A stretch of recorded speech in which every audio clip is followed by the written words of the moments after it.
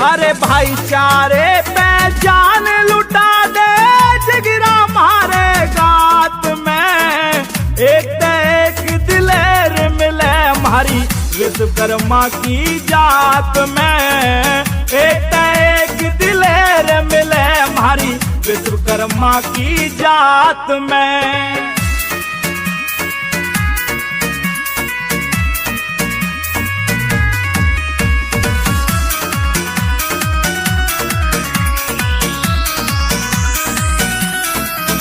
ओ विश्वकर्मा जी दादा म्हारे चौधर म्हारी न्यारी है। एकला छोरा विश्वकर्मा का दुनिया पे यो भारी है, भारी है। आजा भिड़ने की तैयारी है, तेरी जान काढ़ ले हाथ में। एक